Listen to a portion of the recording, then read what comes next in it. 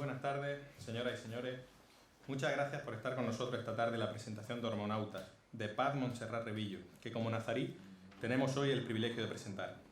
Muchas gracias a Iván Teruel Cáceres, profesor de literatura y escritor, por acompañarnos en este acto. Gracias a la SGAE y al personal implicado por cedernos esta maravillosa sala en la que poder reunirnos. Permítanme, antes de adentrarnos en la presentación de la obra de Paz, decir unas palabras sobre nuestro proyecto editorial. Editorial Nazarí se constituye en la ciudad de Granada hace algo más de 2 años, en junio de 2013. A lo largo de estos meses hemos intentado dar cuerpo a una ilusión, la de convertirnos en llaves para otro mundo, en puerta de entrada para el lector hacia el multiforme universo de la literatura, dando cabida dentro de nuestras 9 colecciones a novelas negras, historias históricas y existenciales, a poemarios eróticos, generalistas y simbolistas, a cuentos y microrelatos fantásticos y metaliterarios, tanto de autores ya conocidos como de escritores que por vez primera entran en los circuitos editoriales españoles. El que nos ha traído hoy aquí representa el título 56 de nuestro catálogo, que ya consta de 58 títulos. Conseguir editar 58 libros en poco más de 2 años de actividad no ha sido nada fácil, como pueden ustedes imaginar. Aun sabiendo o intuyendo desde el comienzo la enorme dificultad de vender libros en el marco de una sociedad capitalista en plena crisis estructural, me resulta imposible contar y explicar la cantidad y gravedad de las dificultades logísticas, organizativas y económicas a las que hemos tenido que hacer frente en este tiempo. Dificultades que se ven recompensadas por la consideración y la atención que cada nueva edición nazarí ya despierta en los lectores y en los profesionales del sector, dando a nuestra editorial nueva linfa y nuevos impulsos para seguir avanzando, mejorando y creciendo. De hecho, en este para nazarí, tercer curso que acaba de empezar, se nos plantea la necesidad y al mismo tiempo la posibilidad de dar otro salto más hacia la primera línea del sector editorial, tanto andaluz como nacional. Muchos son los cambios que estamos aportando a nuestra actividad para que esto se convierta en realidad lo antes posible. Y les puedo asegurar que muchas sorpresas se están preparando para los próximos meses.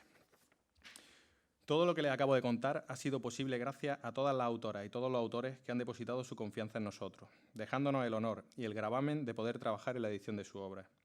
Por eso para mí supone una satisfacción enorme estar ahora sentado al lado de Paz, presentando su nueva criatura. Hormonautas, de Paz Montserrat Revillo, que editamos con un precioso prólogo de Beatriz Alonso Aranzábal y un fotomontaje en la portada de Pilar Mandel, representa un bálsamo para todos los que quieran acercarse a sus textos. Usando las hormonas como vehículo conductor, este libro bien podía haber llevado otro título algo menos comercial, como por ejemplo Tratado de Endocrinología. Sí, Hormonautas continúa una tradición del género según la cual lo excepcional se esconde detrás de lo cotidiano, que las cosas de este mundo bien tienen relaciones que no solemos ver y que es tarea de un escritor encontrarlas y desvelarlas. Para terminar, y en contra de lo que es habitual en estos actos, no voy a recomendarles la lectura de ni uno solo de los 20 relatos que contiene este libro. Ni, por supuesto, me atrevería a recomendar la afinidad a ninguna de las hormonas protagonistas. Se las recomiendo todas, tanto las hormonas como las historias. Disfrutarán con cada línea que contiene este libro. Por todo esto, entre otras muchas cosas, quiero desde aquí dar las gracias a Paz por apostar por Nazarí y haber creado esta magnífica colección de relatos, Hormonautas, libro que estamos seguros no decepcionará a ningún lector. Antes de ceder la palabra a Iván, Rosana Alonso, microrelatista afincada en Madrid, ha querido estar presente en esta presentación, al menos virtualmente. Vamos a dejarle unas palabras. Muchas gracias.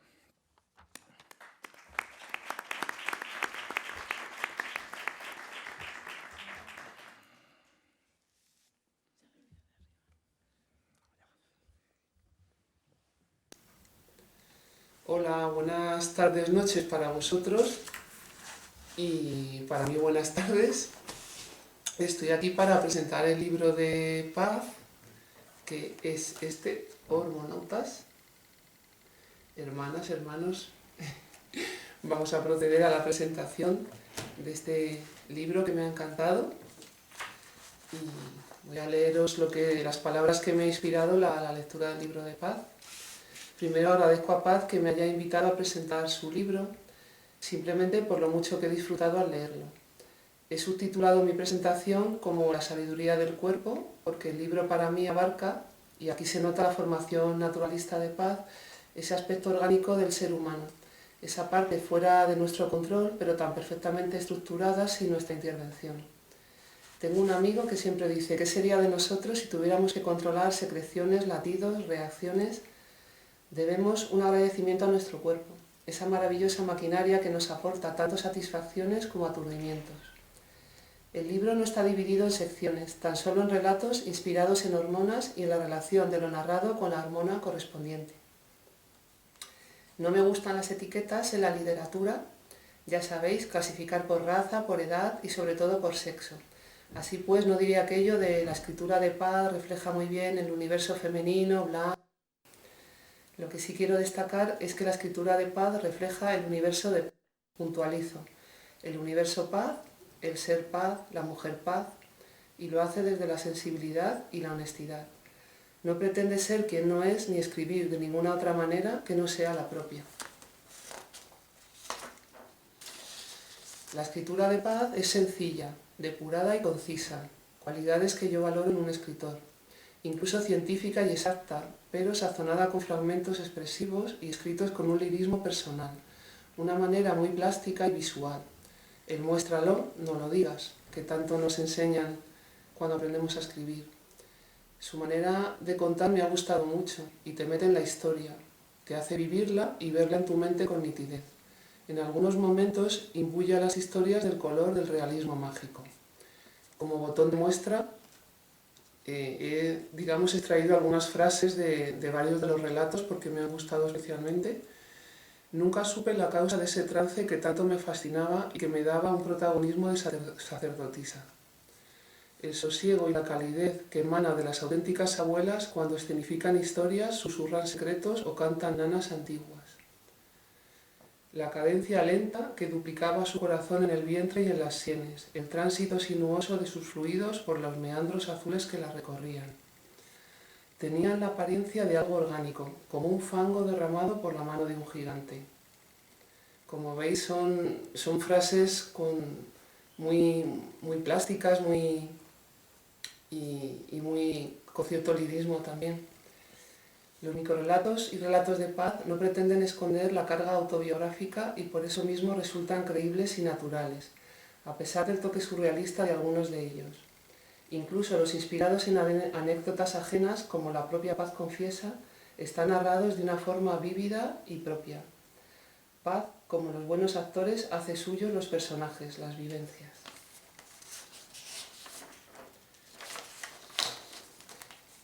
Según mi lectura, claro, cada uno tendrá la suya, pero yo según mi lectura he podido extraer 3 tipos de historias en el libro de Paz. Las historias que yo llamo autobiográficas y las anécdotas ajenas convertidas en vivencia personal. Por otro lado, las historias en tercera persona narradas con un barniz exótico o histórico, y las historias de lo fantástico maravilloso. En algunas resalta el humor british, lleno de ironía, de Paz. Incluso el humor aplicado a su propia condición de madre, educadora, estudiante, como en La Vía Láctea. Aquí el humor es tierno también y homenaje a las madres en todas sus variantes. Clave dicotómica para descifrar aterrizajes, ya solo el título me encanta. Melanie Griffith, El ratoncito, Chocolate con churros. En otras la narración es profunda, tierna y lírica, como en Ritual, Viaje de ida y vuelta, Veneno, Dos bibliotecarias, Donde habitan los ángeles, Paisaje de infancia con exhibicionista de fondo. Las hay basadas en hechos históricos o expediciones y aventuras familiares, como El gigante que fue arrebatado al mar, Hipótesis, Los bobos, Raíces. Y por último, las fantásticas como Instinto maternal. Me llama la atención y me gusta del libro de Paz la variedad de registros, utilizando términos teatrales, la variedad de temas y la atención al detalle, a esas pequeñas cosas que no sabemos apreciar. Paz aplica su lupa, su microscopio y nos muestra emociones, comportamientos y vidas que no apreciaríamos de otra forma. Tengo muchos relatos favoritos en Hormonautas. Voy a leeros uno de ellos y para mí un claro homenaje al hecho literario desde sus orígenes, el acto de contar historias, de inventarlas, de recrear la realidad. El relato se llama Esta pequeña maravilla es la puerta que dejo entreabierta para invitaros a entrar al universo de Paz, una escritora honesta, concienzuda y original. Voy a poner mis gafas de hipster, como yo digo. Vale, pues la hormona elegida para Hipótesis es la testosterona, y os leo.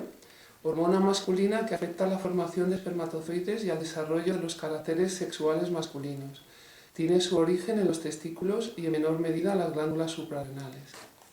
Y ahora ya voy a leeros hipótesis. Para paliar la falta de mujeres en la Australia repleta de convictos de 1840, 4.000 huérfanas fueron sacadas de los orfanatos de Irlanda y enviadas como sirvientas a la tierra de los canguros y las ovejas. De esta manera se limpiaban los orfanatos irlandeses y de paso se contribuía a la repoblación de la tierra más esquiva y lejana del planeta. Las que consiguieron sobrevivir a los largos meses de travesía insalubre desembarcaron indomables y hambrientas en las costas de un mundo aún por crear. En cuanto posaron sus pies en la escalerilla del barco y se sintieron observadas por centenares de ojos sedientos, supieron de una sola vez y con rotundidad cuál era su misión con la historia: dar placer al máximo número posible de hombres, abarcar lo inabarcable, intentar remediar y compensar la inquietante proporción de una hembra por cada 8 varones en esa isla que parecía un continente. Ellas eran bravas, una raza de supervivientes, y se pusieron manos a la obra. No solo sirvieron con dedicación a sus señores, proporcionándoles solaz y muchos bastardos, sino que, libres de las imposiciones de la religión y la familia, tuvieron tiempo para atender a los otros 7 caballeros falto de cariño que les tocaban en el reparto. Ninguna feminista ha elogiado nunca el papel crucial de estas heroínas en la construcción de una nación. Un linaje de mujeres que, aprovechando la vulnerabilidad que la testosterona crea en los hombres, fueron las pioneras del amor libre y de la promiscuidad practicada sin complejos, con la alegría que produce el deber cumplido. Esas jóvenes irlandesas, algunas de ellas todavía unas niñas, hicieron de su obligación un arte y fornicaron con valentía con todo tipo de hombres rudos y difíciles, sin saber nunca si le estaban prestando su cuerpo a un auténtico asesino, a un simple disidente político o, en el peor de los casos, a un inglés. Trabajaron sin desmayo, cumplieron con su propósito de proporcionar alivio a los constructores de un continente y trajeron al mundo miles de criaturas, como era su obligación. Esos niños tenían la fortaleza y la osadía que solo poseen los hijos del placer y de la impureza, y así, mezclando la rebeldía de sus padres con el arrojo de sus madres, se convirtieron en resistentes granjeros y más adelante en pragmáticos tecnólogos. Pero toda esa generación de niños asumió un déficit que aún hoy no se ha podido subsanar, un vacío que jamás se podrá llenar y en el cual nadie pensó en su momento. Y es que fue la única generación entera en la historia que no conoció a sus abuelos. Nunca nadie les contó cuentos, pues sus madres estaban siempre muy ocupadas mientras eran pequeños. Y cuando por fin la edad las liberó de sus deberes demográficos y pudieron dedicarse a cuidar de sus nietos, esas mujeres no supieron cómo transmitirles el sosiego y la calidez que emana de las auténticas abuelas cuando escenifican historias, susurran secretos o cantan nanas antiguas. No sabían cómo hacerlo.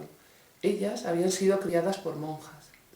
El tronco por el cual se transmite la savia de las narraciones que fluyen de abuelos a nietos se había cortado de cuajo a la altura de aquel barco lleno de hijas sin padres. Las lluvias irlandesas disolvieron las historias, los cuentos, las canciones. Tengo una sospecha. La formularé en forma de hipótesis. El hecho de que la literatura australiana sea tan escasa, probad si no, preguntad entre vuestros conocidos a cuántos escritores australianos son capaces de citar, es debido a esa generación de niños sin abuelos, sin historias que contar a sus nietos y a los nietos de sus nietos. No me explico cómo todavía a nadie se le ha ocurrido hacer una investigación seria para comprobar esta hipótesis. Un relato maravilloso, como veis, y con esa mezcla de realismo mágico y a la vez basado en hechos reales, y un claro homenaje al hecho de contar, y a las abuelas, por supuesto, y a las mujeres. Bueno, pues esta ha sido mi pequeña presentación y espero que os guste, espero que lo paséis muy bien hoy. Paz estará muy nerviosa, pero seguro que poco a poco te irás relajando y disfrutando el momento. Y besos para todos y todo mi cariño.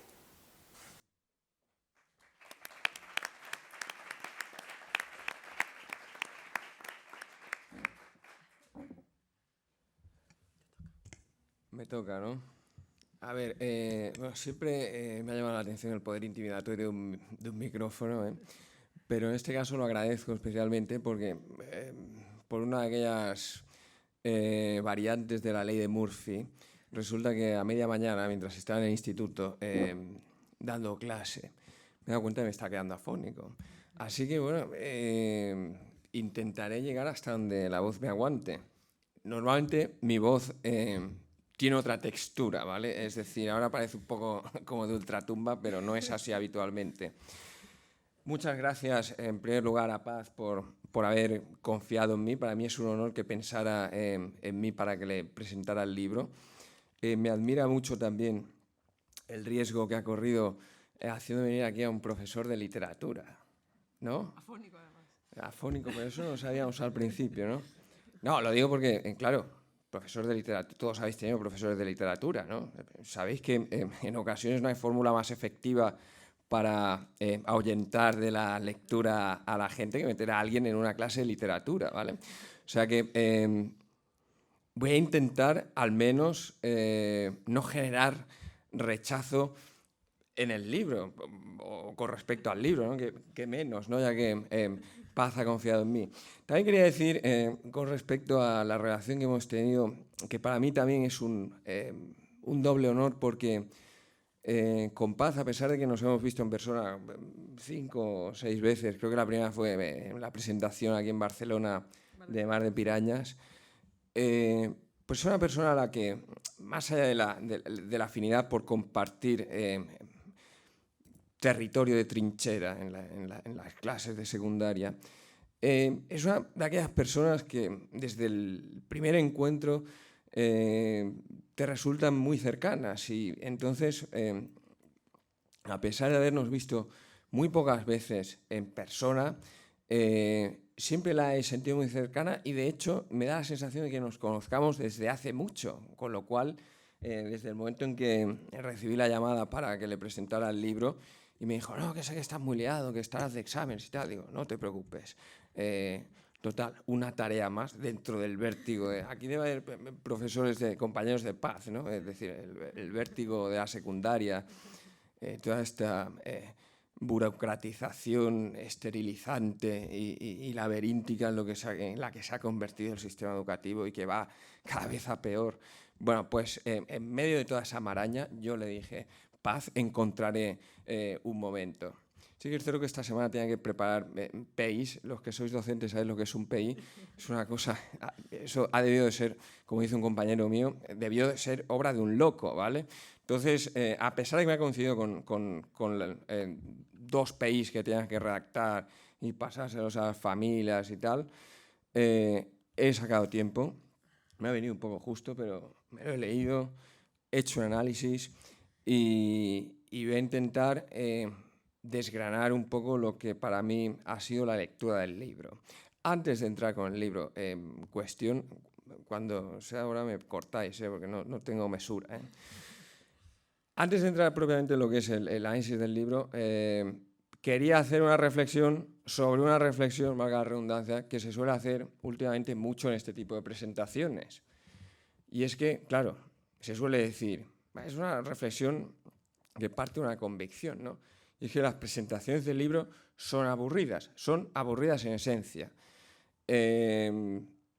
Como partimos de ese convencimiento de la misma forma que yo parto del convencimiento de que una clase de literatura en secundaria por esencia es aburrida y que hay que luchar para revertir esa inclinación natural al aburrimiento, sí que es cierto que en las últimas presentaciones a las que he ido, sí que se intenta no hacer una presentación al uso, intentar aderezar con algún tipo de acompañamiento, con alguna actuación, y eso está muy bien para promocionar el libro, para los amigos de Nazarí, está muy bien que la presentación tenga algo diferente y que la manera de organizarla y las posibles sorpresas que pueda haber induzcan a los asistentes a comprar el libro, ¿vale? Pero claro, resulta que las presentaciones además tienen un hándicap con respecto al objeto que se presenta. Es que el objeto que se presenta, la relación que uno establece con él, es íntima y silenciosa. Lo dije en la presentación de la semana pasada. Y en cambio esto es un acto colectivo y oral.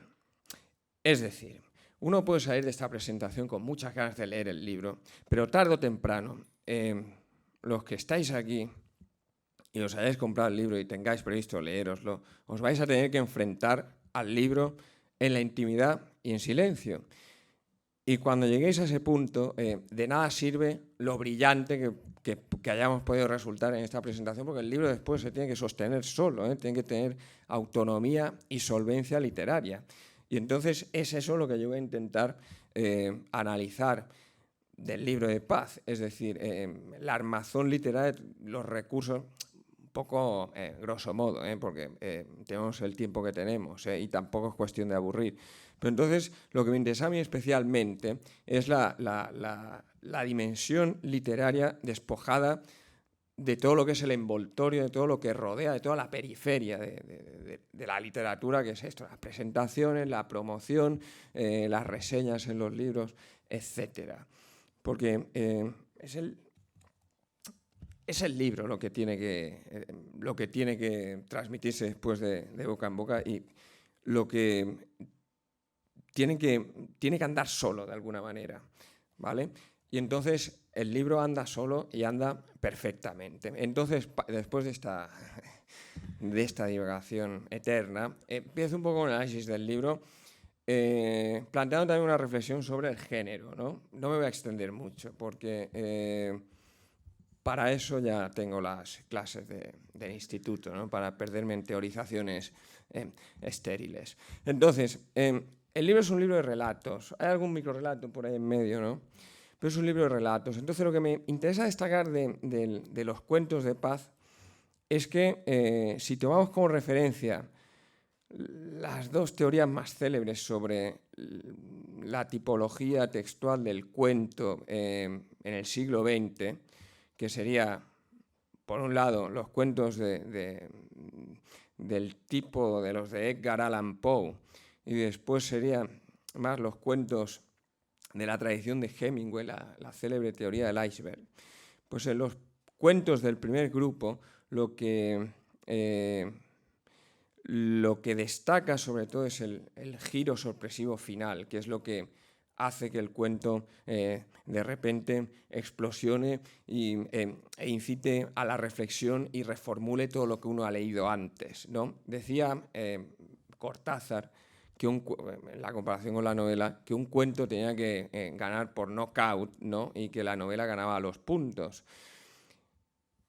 Piglia, por su parte, en su ensayo Formas breves, decía que ese cuento de corte más clásico, de la tradición de Poe, Quiroga, etc., pues ponía en juego dos historias, de acuerdo, la superficial y una que corría subterránea, pero que en algún momento, sobre todo al final, la subterránea emergía a la superficie y entonces explicaba todos aquellos elementos que podían haber generado desconcierto de la historia superficial. Había un momento en que confluían y la historia subterránea emergía. Los cuentos de Paz no son así, lo cual tiene mérito, porque aquí un servidor que tiende siempre hacia la sorpresa final, pues admira mucho a la gente que es capaz de construir historias de este tipo con otros mimbres.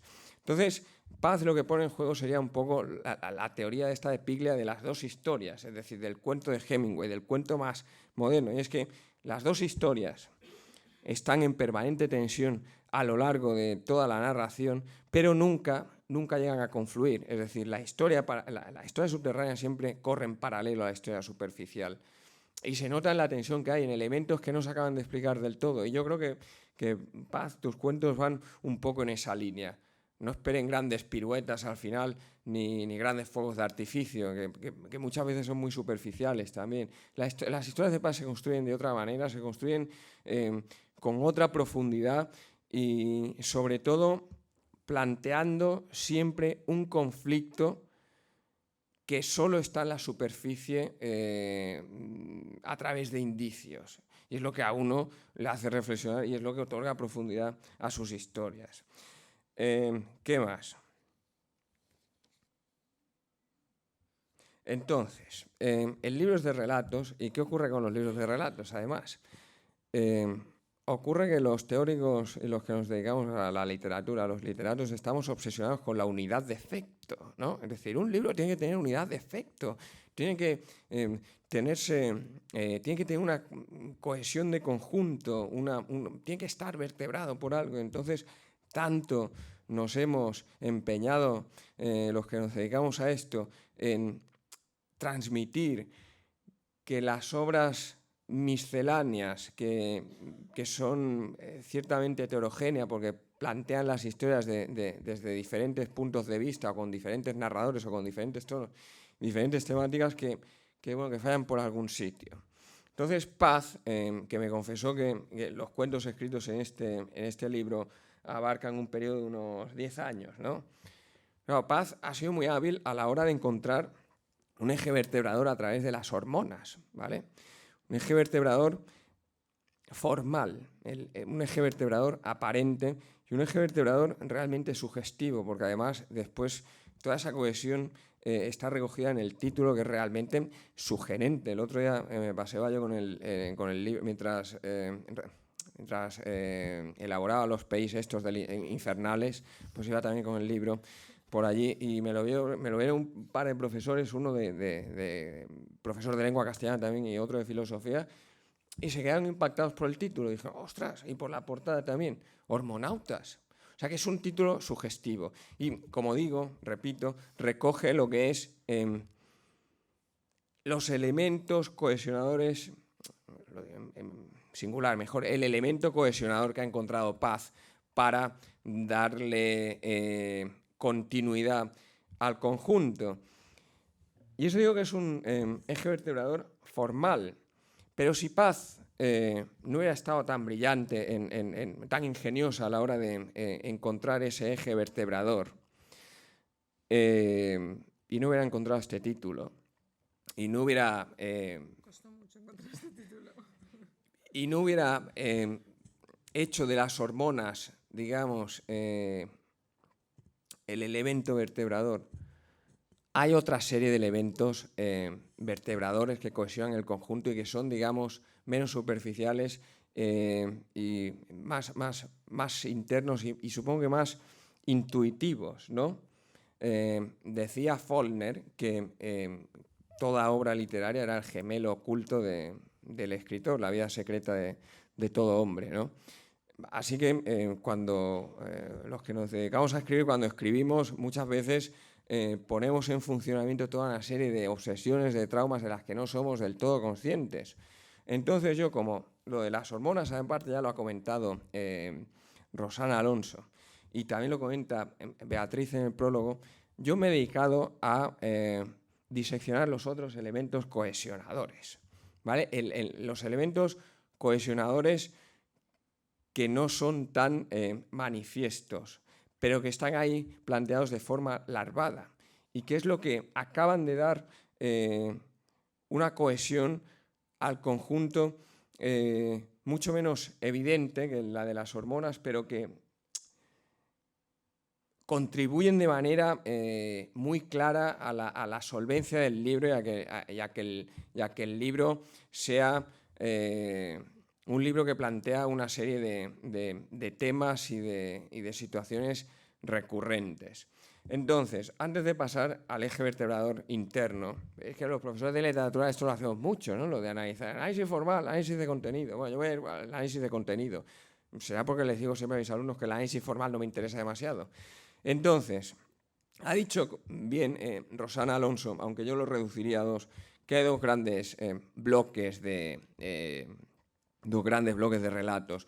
Uno que serían aquellos de corte más histórico y que tienen una ambientación más exótica y que están ambientados en el pasado, siglos XVIII, XIX, etc. Y después otros que se mueven en un paisaje mucho más cotidiano, urbano, rural, pero en todo caso contemporáneo y que normalmente tiene como protagonistas, a diferencia de los otros cuentos, gente muy de la cotidianidad, gente que nos resulta muy cercana. No hay grandes héroes ni grandes heroínas y en esos tipos de cuentos, además, casi siempre los protagonistas son niños o niñas preferentemente. Entonces uno dirá, hay una especie de oscilación, y entonces uno dirá, bueno, más allá de las hormonas, que tiene que ver el cuento este, el segundo, el del gigante, con un cuento protagonizado por niñas en los años 60, 70 del pasado siglo, ¿no? Pues tienen elementos en común. Y entonces, yo creo que hay un relato que, claro, esta es mi interpretación personal, intransferible iba a decir, pero intransferible no es porque la estoy transfiriendo ahora mismo. Entonces, según mi interpretación, hay un relato que es, ¿cómo se llama? El paisaje, lo tengo, ¿eh? Paisaje de infancia con exhibicionista. Exacto, paisaje de infancia con exhibicionista de fondo. El título es fantástico, ¿ya? Paisaje de infancia con exhibicionista de fondo, ojo, ¿eh? Bueno, ya el título ya nos crea una expectativa. Bueno, entonces, voy a resumir un poco. Para mí este cuento se erige un poco como emblema de lo que es el libro en esencia, y digamos que a partir de la lectura de este micro, perdón, estoy obsesionado con los micros, a partir de la lectura de este relato se pueden entender mejor el resto, ¿no? Aunque después, evidentemente, cada uno lee el libro en el orden que le da la gana, ¿eh? No quiero condicionar, aunque de qué va una presentación, sino de condicionar un poco a los que están presentes. Entonces, este relato, no desvelo mucho porque en realidad, insisto, como hay una tensión entre las dos historias y no hay piruetas finales, pues el cuento básicamente trata de un grupo de niñas que al salir del colegio cada tarde van a un parque, ¿no? Un parque, un estanque al que ellas llaman lago. Y entonces está por allí Dinototo, que el nombre se las trae, que dice Dinototo, ¿qué sea Dinototo? ¿Será un gorrioncillo que hay por allí? No, Dinototo es un exhibicionista, ¿vale? O sea, es un tipo allí al que le pone enseñar lo que no debería enseñar, ¿no? Sabiendo que hay niñas por allí, es decir, y se exhibe ante niñas que están en esa edad de la preadolescencia, ¿no? Segundo de eso hablaríamos, ¿no? Más o menos. Séptimo, octavo de GB, porque todavía estudiamos la GB. Entonces, las niñas corren por allí y Dinototo está por allí presente, escondido normalmente entre arbustos, entre setos, ¿no? Y entonces hay un momento, voy a leer ahora el fragmento, perdón por la rima, el que Dinototo, que es un tipo reservado y tímido según la visión de las niñas, digamos que se destapa, se desmelena y sale allí y lo enseña todo, y con total, no desinhibición, sino con toda energía además, ¿no? Y el fragmento es este, ¿no? Esto es un poco el humor del que hablaba Rosa Alonso también, que maneja muy bien Paz a través de la distancia irónica, ¿no? A ver si lo encuentro.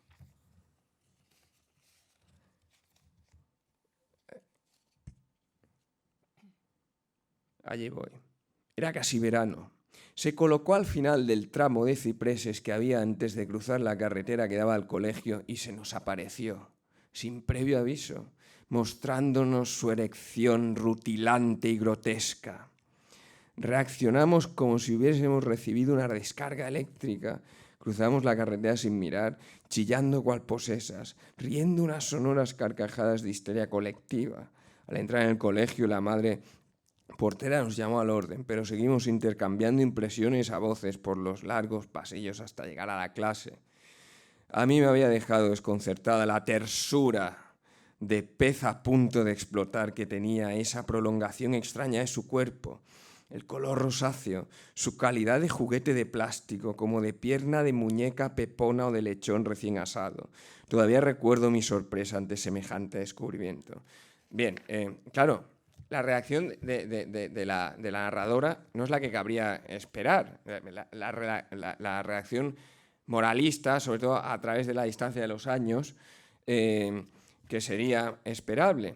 sino que reaccionan con curiosidad, con desconcierto como mucho, pero en todo caso no expulsan ni consideran a Dinototo un extraño dentro del espacio en el que juegan y al que van cada tarde, y ahora hablaré de la búsqueda de los espacios alternativos, sino que lo integran en su mundo, de cada tarde después del colegio, ¿no?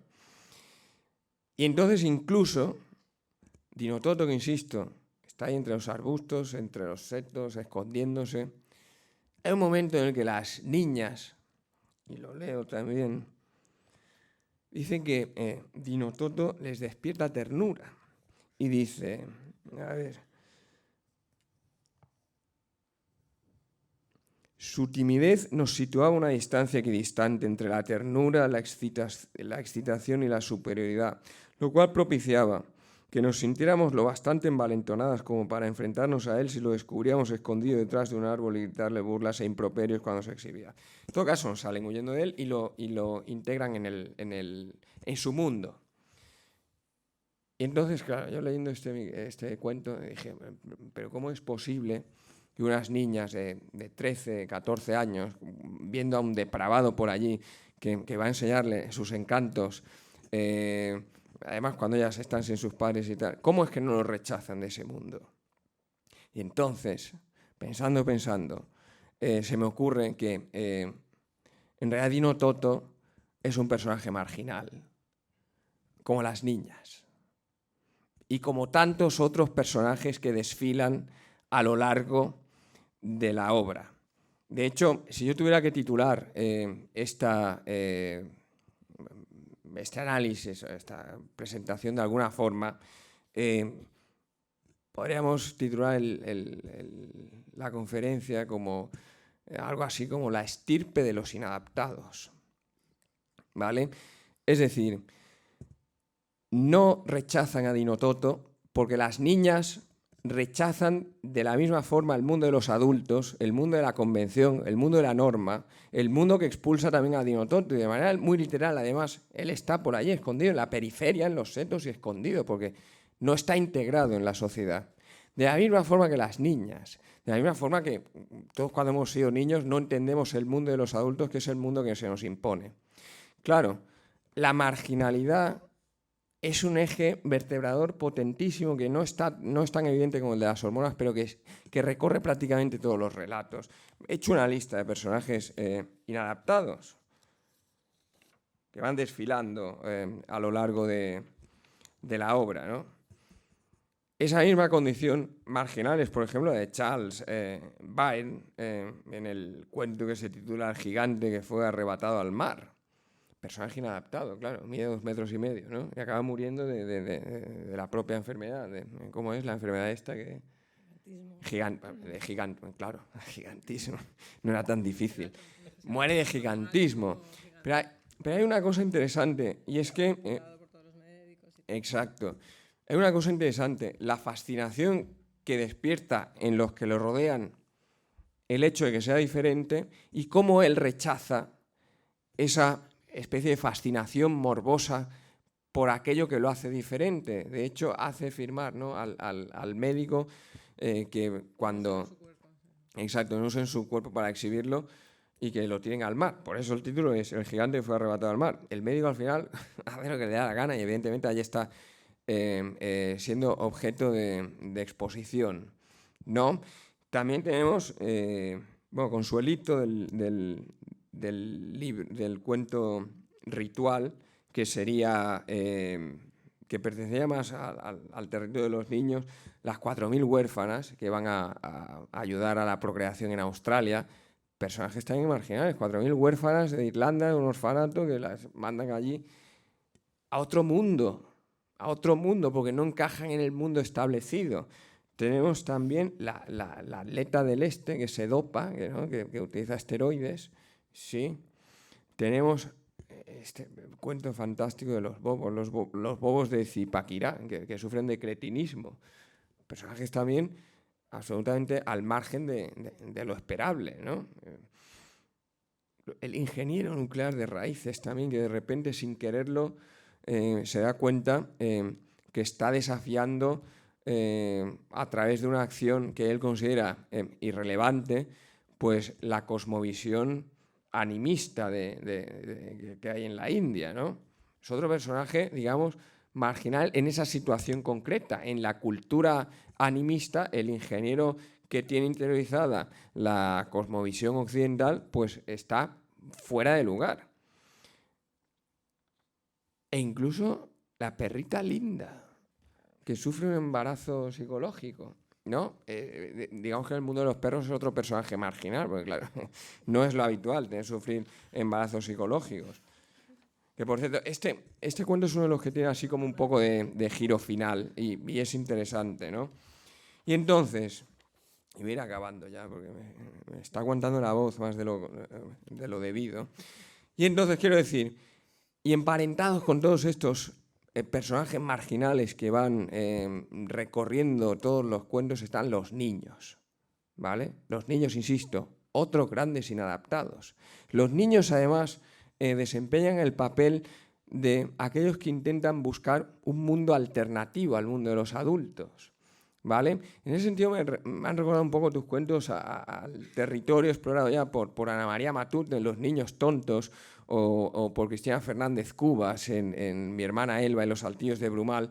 Los niños no solo se sienten fuera del mundo de los adultos, sino que intentan crear un mundo alternativo, pues a través del lenguaje, ¿no? En el cuento Veneno, por ejemplo, en el cuento Veneno también, cómo la protagonista va al piso de la señora Rosa, es como un paréntesis dentro de todo aquello que no le gusta. Tenemos también el cuento Dos bibliotecarias, en las que una de las protagonistas, la narradora, y además aquí se produce ese momento de tránsito de la niñez a la adolescencia, ante la que, iba a leer, pero como me estoy enredando mucho, se revela ante la posibilidad de dejar de ser niña y de renunciar a ese mundo alternativo y entrar definitivamente en el mundo de los adultos, que es el que tanto detestan, ¿no?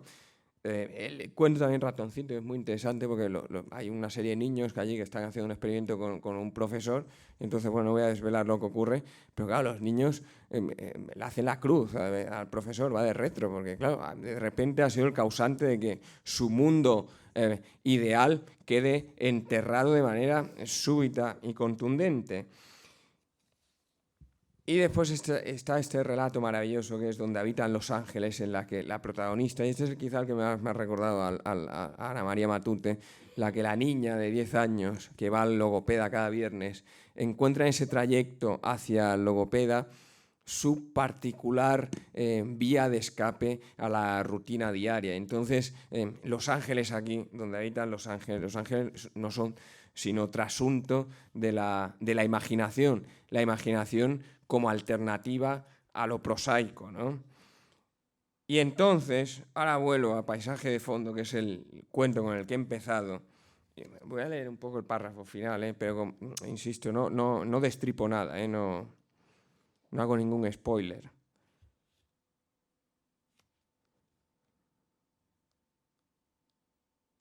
No, estamos atrás.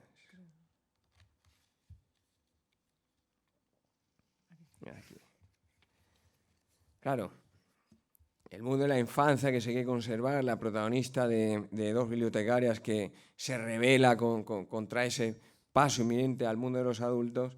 Y claro, en el cuento este de Paisaje de fondo, al final, la narradora, desde el presente de la narración, recuerda que un día, al cabo de muchos años, se vuelve a cruzar con el exhibicionista, con el Dinototo.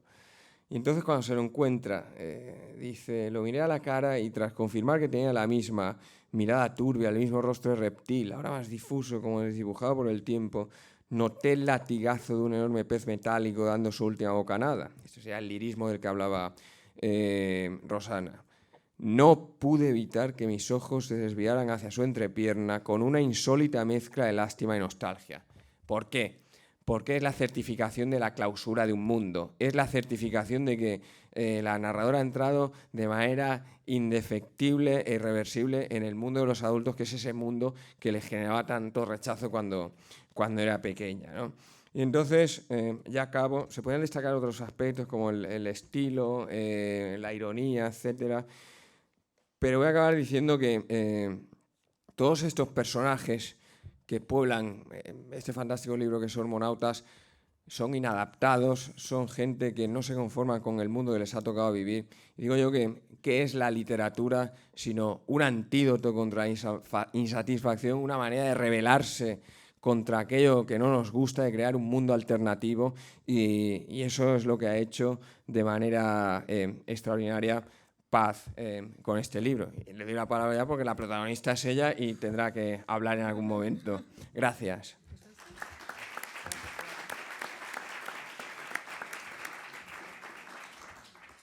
Bueno, muchísimas gracias, Iván. Me has ahorrado una pasta en terapia, pero brutal. Buenas tardes a todos, muchísimas gracias por haber venido. Estoy muy contenta, un poco emocionada y bastante como sorprendida de tener a esto ya en mis manos, ¿no? Tan satinado, con sus paginitas, con todos sus atributos. Es como ver un recién nacido por primera vez, ¿no? Con todas las cosas. Por lo tanto, empiezo una rueda de agradecimientos. Primero a los editores por haber apostado por mí sin conocerme de nada. Yo lo acabo de conocer hoy mismo a Alejandro, aunque ya llevamos tantos intercambios epistolares que era como si fuéramos amigos de toda la vida, ¿no?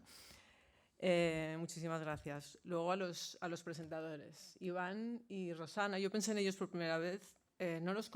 Antes se lo comentaba a Miguel Ángel. No son gente muy cercana a mí, pero precisamente os elegí un poco por eso, porque no quería que hubiera cierta distancia, para que hubiera perspectiva, ¿no?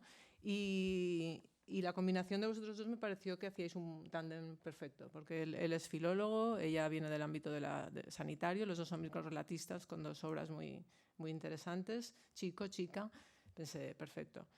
Sobre todo me interesaba mucho saber su opinión sobre mi libro, tanto la de él como la de Rosana, y pensé que la mejor manera de asegurarme que leyeran el libro y que me dijeran que les había parecido, o sea que os he utilizado un poquito.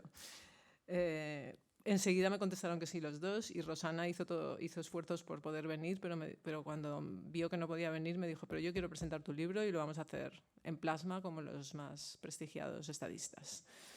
Así que muchísimas gracias, Rosana, y Iván, lo mismo. Luego, el prólogo de Beatriz Alonso es una maravilla. Beatriz es otra microrelatista que yo la conocía online, como si dijéramos virtualmente, y 2 veces que fui a Madrid hace como 3 o 4 años hice un esfuerzo por conocerla personalmente. Nos encontramos con Sara, con mi hija, que la iba a acompañar para el aeropuerto, y nos encontramos allí con ella. Y le pedí que me hiciera el prólogo, me lo hizo, y luego nos dio la locura de que nos fuimos las dos sin conocernos demasiado, nos fuimos de viaje a Inglaterra a conocer la Inglaterra de las Brontes, de las hermanas Brontes, en plan viaje gótico, y luego nos fuimos a Liverpool a conocer la Inglaterra de los Beatles, y fue una delicia de viaje. Por cierto, mañana Rosana presenta un documental en el que ha participado como directora, o sea, que ha sido la directora sobre la movida madrileña. Lo presenta mañana. Beatriz. Se llaman Alonso las dos de apellido. Y antes nos estábamos confundiendo también con Miguel Ángel. Beatriz es la que me ha hecho el prólogo y Rosana es la que ha hecho el vídeo. Vale, luego tenía que dar las gracias aquí, por si se lo puedo pasar luego en vídeo y que lo oiga, a la diseñadora de la fantástica portada. Esta portada ya la tenía yo fichada, es una amiga mía que se llama Pilar Mendel, que la conocí cuando viví en Alicante y que hace unos fotomontajes fantásticos. Concretamente, las piernas estas que se está tirándose a la taza de café son de mi hija Ana cuando tenía 17 años, que ella va haciendo fotos por todas partes y luego hace sus montajes. Y vino una temporada a Tortosa en verano, un verano, y hizo fotos varias, entre ellas mi hija tirándose a la piscina de la montaña de los abuelos. Y luego se convirtió en esto y en otro montaje mucho más. Esto en la realidad lo hizo en una exposición, lo puso en una exposición y son paneles pues como esta pared, es una pasada. Y luego a todo el público que os habéis tomado la molestia de venir aquí un jueves por la tarde con la de cosas que hay que hacer por ahí y los cansados que estáis todos. Muchísimas gracias. En cuanto al libro, a ver, a mí me resulta muy complicado hablar de una misma y de lo que se escribe. Eso está clarísimo, porque hay un problema de perspectiva, hay un problema de falta de distancia, ¿no? Con lo cual me resulta difícil explicaros qué hay en el libro. Casi lo he visto mejor cuando me lo ha explicado él, porque la falta de perspectiva y sobre todo después de haber pasado meses y meses este verano revisando esto de manera obsesiva, que al final yo no veo nada ya.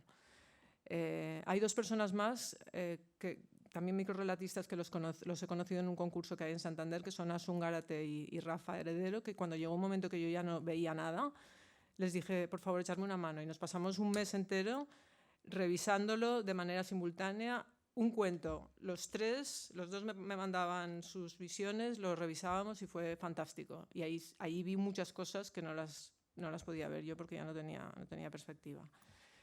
Entonces, lo que sí que, claro, me resulta difícil verme a mí misma y saber explicar lo que he hecho, pero lo que sí que os puedo comentar es que en este libro estoy yo de una manera muy contundente. Y no solo porque haya muchos relatos que tienen base autobiográfica, que sí, aunque no todos los que están en primera persona. O sea, que no penséis que cuando hablo en primera persona soy yo. Hay veces que son cosas que me han contado otras personas y que yo las he asumido. Pero sí que hay cosas, como en toda la literatura, que al final haces una especie de colcha de esas de retales, ¿no? Coges cosas de la realidad, le das la vuelta y te inventas un final que no tiene nada que ver con la realidad.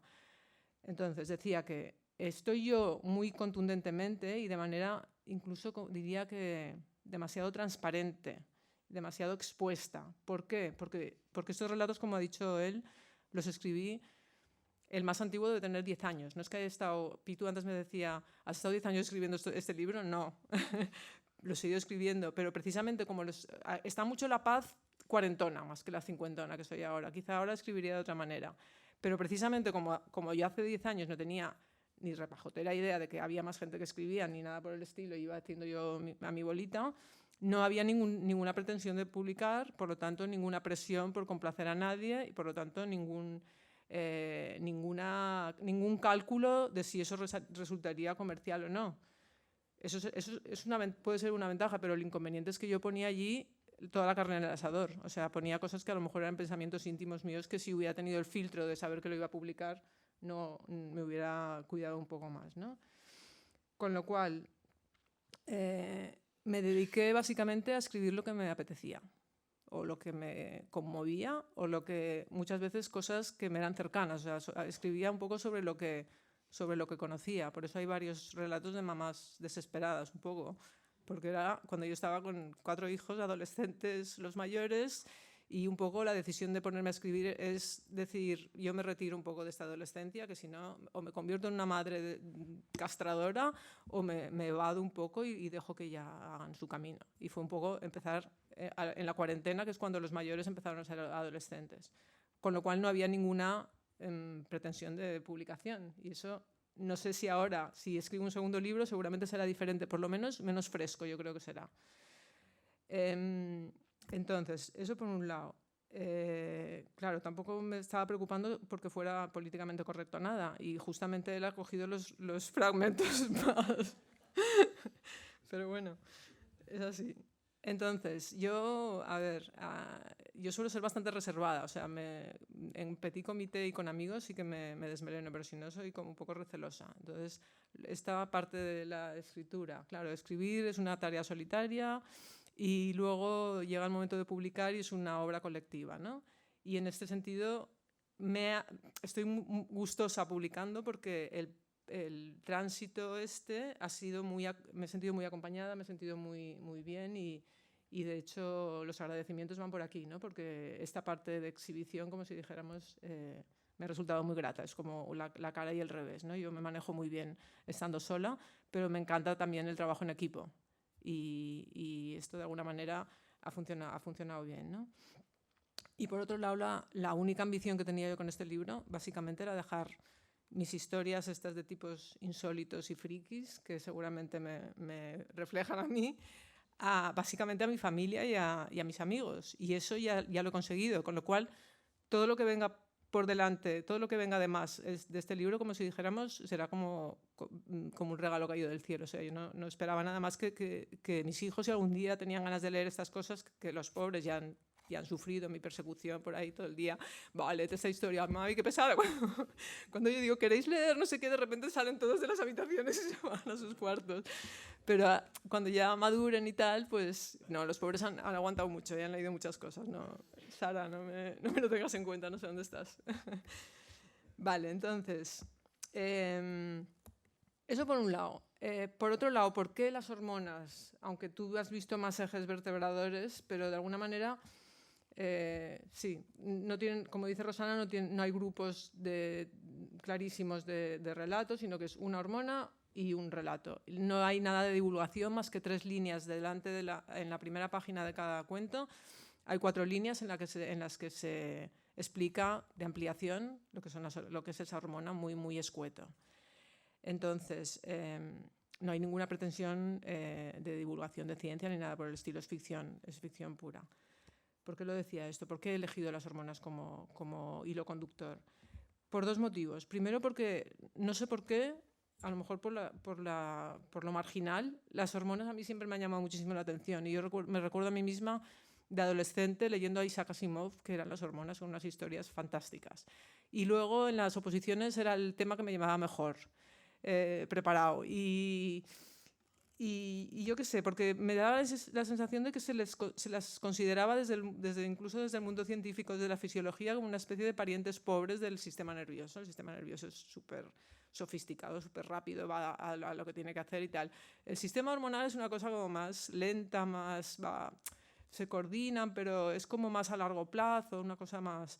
Entonces, siempre tenía la sensación de que estamos muy orgullosos de nuestro supercerebro y nuestra mano que podemos manipular y tal, pero si nos fallan las hormonas estamos perdidos. O sea, es como la base, a nivel, por ejemplo, evolutivo, son mucho más antiguos. No voy a dar una clase de ciencias, tranquilos. Son mucho más antiguas. Es decir, todas las plantas y todos los animales tienen hormonas. El sistema nervioso tienen un grupito de animales que acaban de llegar, como si dijéramos, ¿no?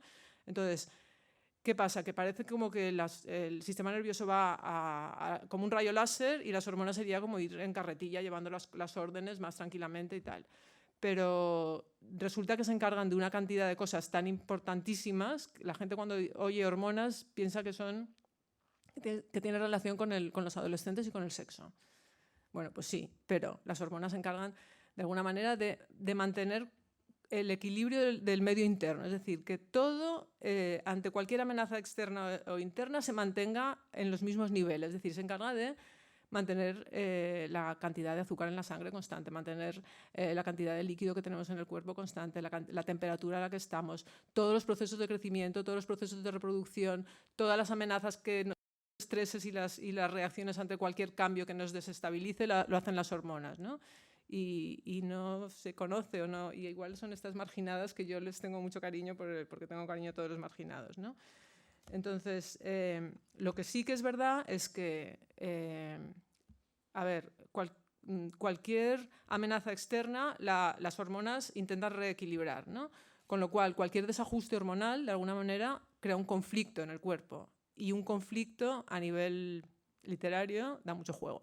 Es decir, que todas estas historias, de alguna manera, es o un exceso o un defecto de alguna de las hormonas que crea, como son mecanismos que van a largo plazo y que tienen que ver con cuestiones como comportamiento, cualquier cambio que haya en las hormonas, de alguna manera, crea un cambio en el comportamiento. Y cualquier persona de aquí que haya tenido algún problema con la tiroides o que haya tenido diabetes o que conozcáis a alguien que tenga diabetes, sabéis que es muy molesto, y además están todas sincronizadas a nivel milimétrico. Te falla una hormona y si las pretendes sustituir por algo externo, no acabas nunca de ajustar la dosis porque es una sincronización al milímetro, ¿no? Entonces, hay muchos ejemplos aquí, el gigante o ejemplos, el otro día salía en un periódico la historia un poco polémica de que Julio Cortázar, por lo visto, a los 60 años le habían dado unas hormonas porque tenía algo como gigantismo o acromegalia para compensar eso y con 60 años se convirtió poco menos que en un depredador sexual. O las mismas atletas alemanas de la República Democrática Alemana que las sometieron sistemáticamente sin que ellas lo sabieran a una toma de testosterona y de hormonas de crecimiento y Y hay cosas irreversibles que ya no han podido recuperar. O sea, se les ha desarrollado la nuez como a los hombres y ya tienen voz de hombre para el resto de su vida. Y muchas se les ha cambiado tanto la libido que han decidido ser hombres al final, ¿no? Es decir, que nos da la sensación de que controlamos todo con nuestro sistema nervioso maravilloso y que nuestro cuerpo lo podemos controlar y tienes un pequeño desajuste hormonal. Yo tuve una vez una tiroiditis que gracias a Dios se me pasó, pero que pasé por hipertiroidismo y luego hipotiroidismo y no podías controlar tu cuerpo. O sea, te daba unas taquicardias tremendas cuando tenías hipertiroidismo y cuando estabas en la fase baja me tuve que pedir la baja. ¿Te acuerdas? Y me quedé en casa y cuando salía por la calle, iba por la calle por Molins de Rey y me ganaban las abuelitas con el bastón porque es que no podías con tu alma. Entonces dices, ¿qué narices? Tú no puedes controlar esto. Ese es uno de los motivos por el que elegí las hormonas, porque les tenía como predilección. Y el otro motivo sería porque tuve la suerte de entrar en un trabajo de equipo, por eso decía que me gustaba mucho que haya dos representantes, que era hacer un proyecto sobre libros de texto de bachillerato, que de una manera muy innovadora y muy chula.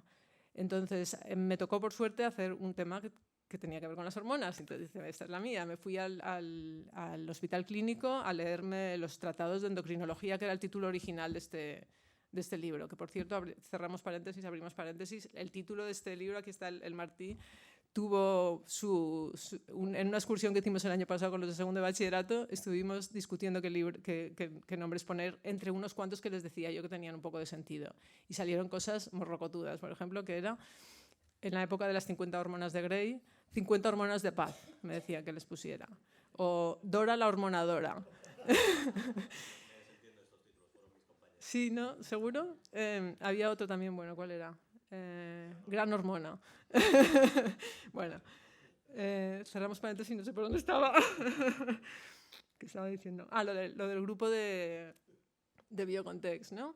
Entonces me tocó hacer esto, me fui al hospital clínico, miré los tratados de endocrinología y aquello era la parada de los monstruos. O sea, aquello era las fotos de las personas que habían tenido problemas, que tenían esas fotos típicas que salen en los libros de medicina, que son los pobres que les dicen ponte allá desnudo, luego te pondremos una cosita aquí en el pero están los gigantes, los que tienen bocio, los hipogonadismos, unas cosas tremendas. Y entonces yo iba llevando una doble contabilidad, me tomaba notas para la parte científica y a la vez me sugerían muchas ideas. Y allí empezaron los primeros cuentos que les pasé a los pobres sufridores en casa y les pasaba y, oh, qué bonitos y tal.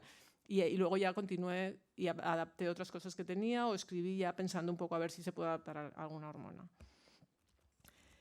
Y ya está, no sé qué más explicaros. Hay otra cosa que hay gente que me pregunta, que siempre mezclo ciencias con letras, o sea, cómo es que hago una cosa de científica con literatura. Y la respuesta es que yo me muevo muy bien en la tensión siempre entre dos extremos. Es un poco la historia de mi vida, o sea, siempre tengo una mente muy sintética, pero a la vez me gusta ser analítica. Tengo las ciencias y las letras, y yo siempre quería hacer ciencias. En el cole me decían que tenía que hacer letras porque era muy buena en letras.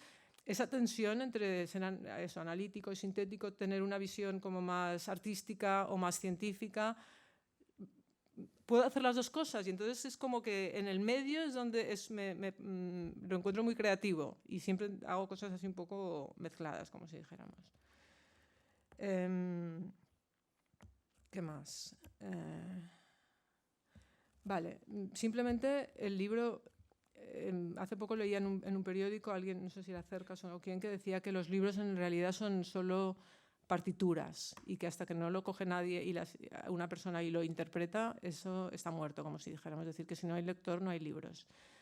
Entonces, si este libro está ahí como una especie de bella durmiente, que si alguien la despierta, lo que decías tú antes, en el momento en que se lee se llega a una especie de comunicación en diferido, o sea, que es lo que explicaba él antes, ¿no? Yo cuando leo a un tipo que no voy a ver nunca jamás en mi vida y digo, este señor está escribiendo para mí porque esto me ha pasado a mí, o esto yo me reconozco, eso es genial porque es como una comunicación con una persona que no tienes nada que ver y que no la vas a ver nunca.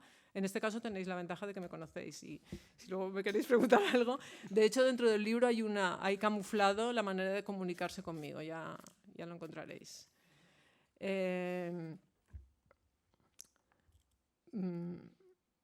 Eso, por otro lado, si lo queréis leer, lo leéis. Si no, no lo leáis. Si podéis comprarlo, porque está aquí mi editor, pero vamos, que la lectura siempre tiene que ir asociada al placer, ¿vale? Y sobre todo, a los que estéis aquí y sé que hayáis comprado el libro, os prometo que cuando os vea la próxima vez no os preguntaré si lo habéis leído ni nada. No quiero perder ni un solo amigo por este libro. O sea, que cada uno... y ya está. Y básicamente... Ana, estamos grabando esto para ti. Tengo a mi hija Ana, la de las piernas, que está ahora mismo tirándose de cabeza en alguna playa de Sydney porque está en Australia, que ha sido también muy, muy chulo que leyera el cuento de Australia, Rosana. Y ya está, no sé si queréis, si alguien quiere preguntar alguna cosa o...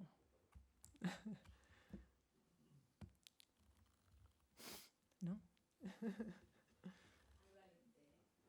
Muy valiente. ¿Por qué muy valiente? Ya, bueno, se hace camino al andar, supongo. Bueno, siempre he sido muy lectora, entonces de alguna manera supongo que cuando ya llevas mucha cosa dentro, no sé. Y me ha gustado mucho tu interpretación, porque sí que realmente un poco inadaptada sí que soy, y me llaman la atención las personas inadaptadas. Pero vamos, que no lo había dicho por eso, mi análisis no tenía que ver. Bueno, pero yo me lo miro por la vía psicológica. Jordi.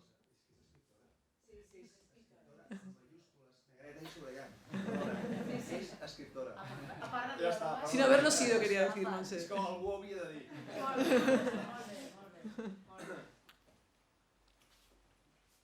¿Alguna cosa más?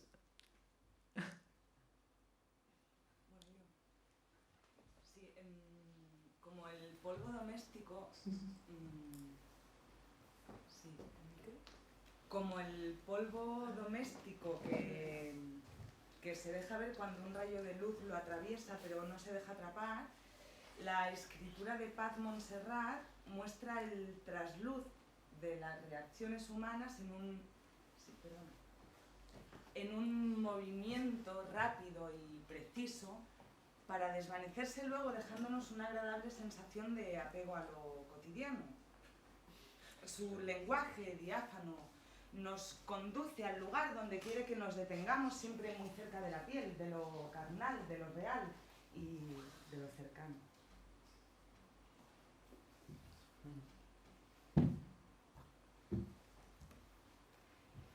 La primera vez...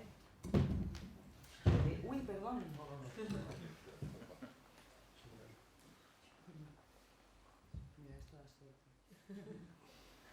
La primera vez decía que leía Paz Montserrat fue en el 2012. En el blog del crítico literario Fernando Valls, La nave de los locos, relatando una conversación con un desconocido a bordo de un avión. Era una narración ágil, llena de matices que iban dibujando la personalidad de un perdedor. Más tarde, coincidimos en los entremeses literarios del blog El jinete insomnio, de Guillermo May, y en la antología Mar de Pirañas, -4, 2012. Fue así como empecé a interesarme por los relatos de esta profesora de biología y escritora de profunda capacidad de observación. De hecho, debe ser una gran profesora para sus alumnos.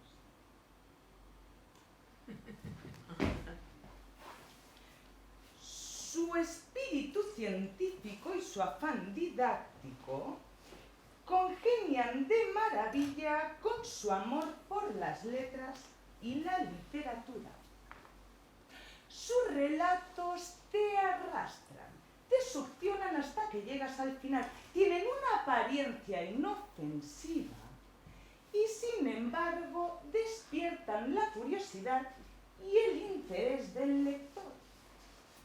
Un minúsculo ratoncito de campo, unas aves heridas, un muñeco de trapo, pequeños animales y objetos que nos sirven de excusa para explicar otras cosas que entendemos al instante.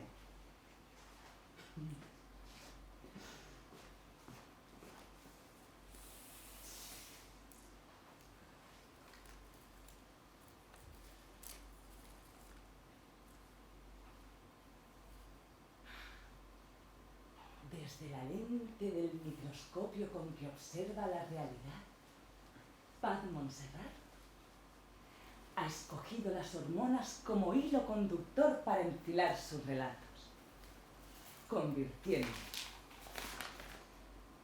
lo que podría ser un tratado en endocrinología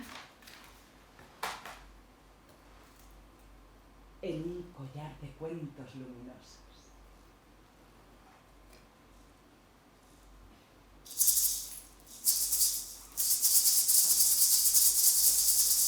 Teniendo como fondo la fascinante función que esas sustancias cumplen en el organismo, actúan como palomas mensajeras, o mejor, como peces que nadan bajo la piel. Paz Montserrat nos acerca a la experiencia humana desde detalladas descripciones de las reacciones que experimentan sus protagonistas, a menudo bañados en secreciones como el sudor, las lágrimas, la sangre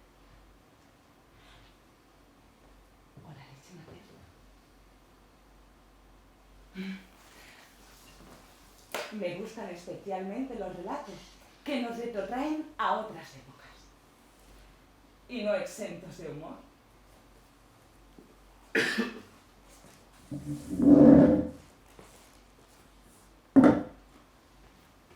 El infeliz Charles Bailey.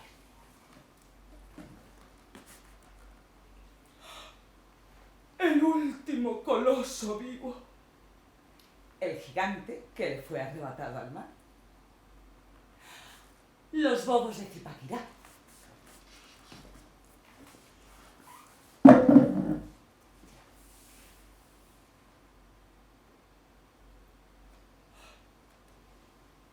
Tuvieron que esperar 100 años más, con sus enormes papadas y sus miradas absortas, hasta que la sal se empezara a yodificar. Los bobos, las huérfanas irlandesas enviadas a Australia.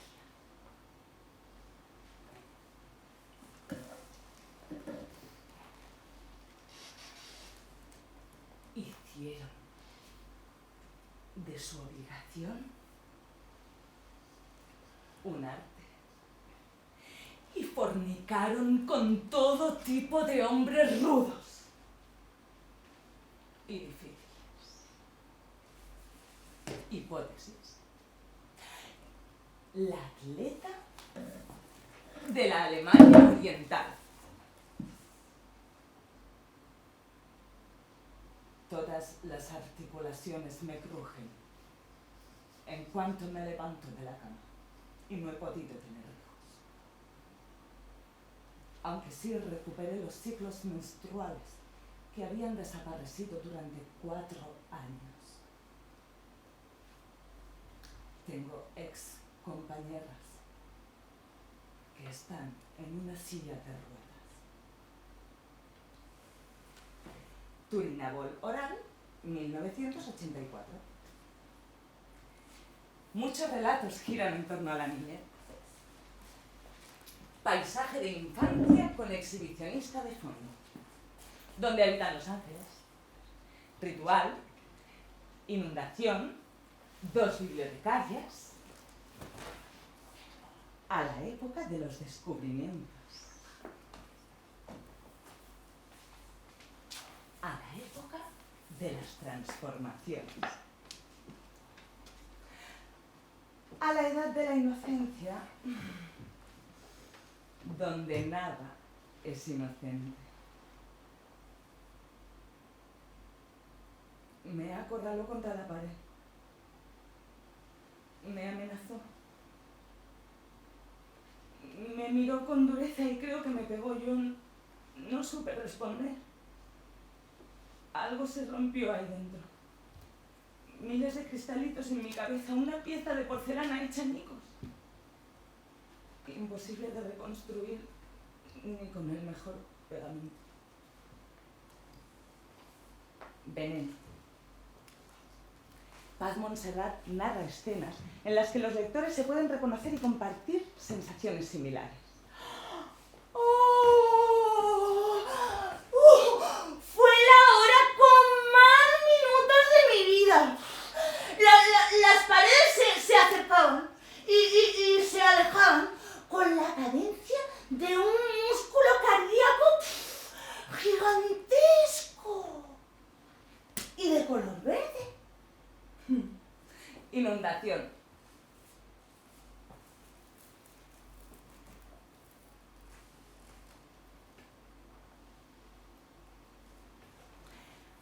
A mí me había dejado desconcertada la tersura de Pez a punto de explotar de esa prolongación tan extraña de su cuerpo. ¡Oh! ¡El color rosáceo!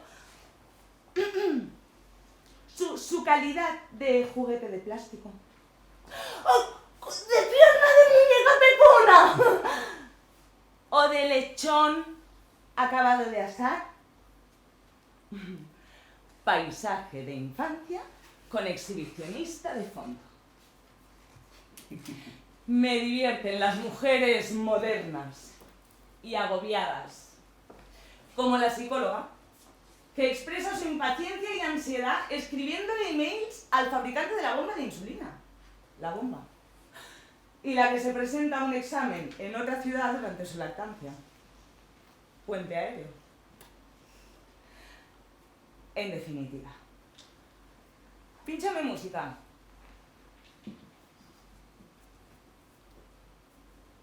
Picha, pínchame música.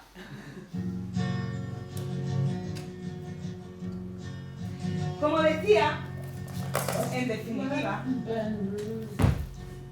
estamos ante la mirada imaginativa y rigurosa, nítida e indulgente de una mujer de ciencia y docencia, una escritora capaz de transportarnos al pasado y al presente y que nos demuestra que somos un cóctel de hormonas cuya medida y proporción influyen y determinan en una compleja interacción entre la mente